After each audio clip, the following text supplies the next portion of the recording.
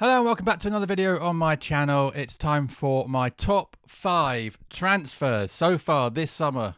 And again, it's an early one. We'll revisit it later in the year, but these are my initial thoughts on the early transfers in the summer transfer window. Before we get into it, please subscribe to my channel if you're new here. Hit the bell for notifications for videos every day.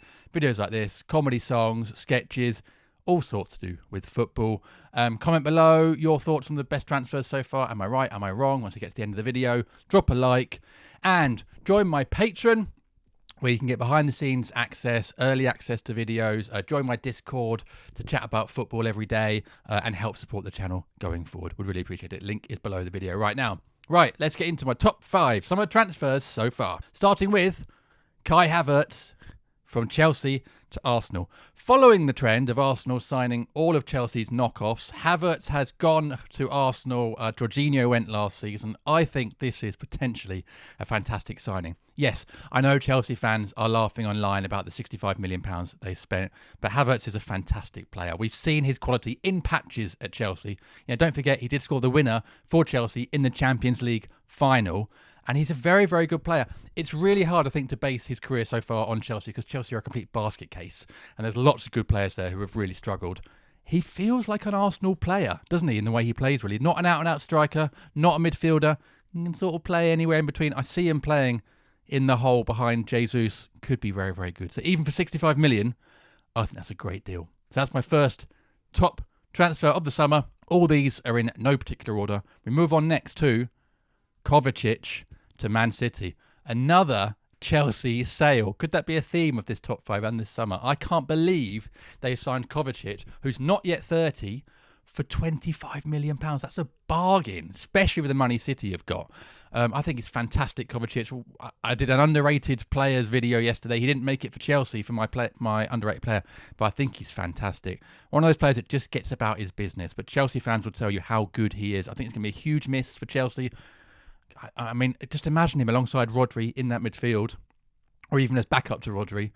I think he's going to help take City somehow to the next level. I think they're going to be really, really hard to beat this season when they're making signings like that. So Kovacic to Chelsea, not only is it a great move, 25 million is an absolute steal. Let's move on to my third transfer. We're now going to a slightly smaller team. That's the top 6. It's my team, Crystal Palace, and I'm going to go for Jefferson Lerma, who's joined from Bournemouth. Now, normally you'd think, okay, one mid-table team to another mid-table team, fairly standard transfer.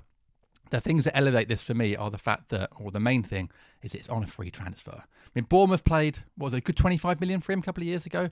He's a very good midfielder. Again, gets on with doing his work. I think he's box to box. He can score goals, although admittedly not that many.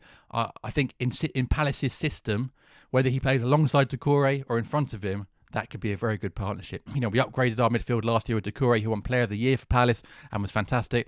And this next transfer, Lerma, I think, is improving the midfield again. And that was an area Palace really had to work on, certainly after the departure of Gallagher back to Chelsea last season. So great bit of business so far for Palace. We need more players, particularly up front and at right back.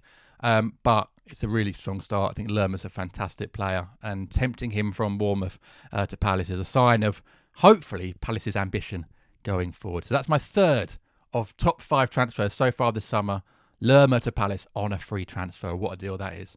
My fourth is one that hasn't technically been confirmed yet, but Fabrizio Romano did give it the old let's go, so we can only assume it's happening, and that is Declan Rice from West Ham to Arsenal. Another Arsenal signing. Are they winning the transfer window this summer? Does winning the transfer window mean anything? No, it doesn't. But Rice is a fantastic signing. Yes, it's a lot of money, 105 million, which I think makes him the most expensive British player ever, ahead of Grealish, I think, who joined City for 100 million 2 years ago from Villa. Rice has got it all. Potential captain material for Arsenal, potential captain material for England. He's got everything for a midfielder. I've seen him play a couple of times for West Ham down at Selhurst Park against Palace. I mean, 2 years ago, he completely ran the game. He was absolutely brilliant. He's a great player. Still quite young. Really nice lad, good level head on his shoulders, could go really far. Again, helps elevate that that Arsenal midfield. If they are going to push City all the way this year again, they're going to have these kind of quality players, and I think Rice is fantastic. A shame to leave West Ham, boyhood club, left winning a trophy. Literally, his last ever game was lifting the Europa Conference. So what a way to go out. I think most West Ham fans, let me know in the comments, seem to be giving him their best of wishes rather than being annoyed that he's going anywhere. Knew he was going to go. And actually, if you go and see him do well at another club, I know it's another London club, it's annoying, but if he goes to win trophies there, are you actually quite happy for him? Let me know in the comments. I don't know. It's a hard one when a player like that is so close to your heart. But Declan Rice, even for 105 million, I think that's a great signing. On to my final top 5 signings so far this summer. Again, in no particular order. This is a great one. We knew he'd go somewhere after his team got relegated. He's gone to Spurs. It's James Madison from Leicester to Tottenham, 40 million. Now, 40 million for someone like me who watched football in the 90s growing up seems like quite a lot of money. Actually, these days, it's fairly standard. Madison has the quality, the age on his side, the level head on his shoulders, the delivery ability, he can score goals, he can set up goals. I think 40 million is actually, can't believe I'm going to say this, actually a bit of a steal for him. He could be fantastic. Whether it keeps Harry Kane at the club, does Kane look at that and think, oh, do you know what, now I've got someone to actually genuinely give me those balls in the box that I need. That could be a great partnership. Or has Kane already decided he's out of the door? We'll find out. But I think Madison could be a great signing for Spurs. They need more like that. They need more players like him. And they're not just good in terms of quality, but he's got a level head on his shoulders. He's a sensible young man. They need more of that.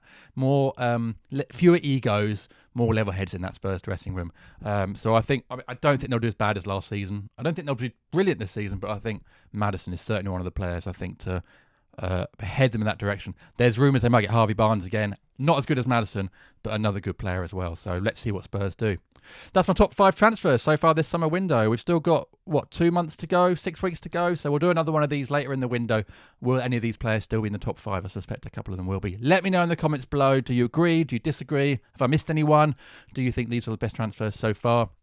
Subscribe to my channel if you're new here. Thanks very much to people that have been watching these daily videos.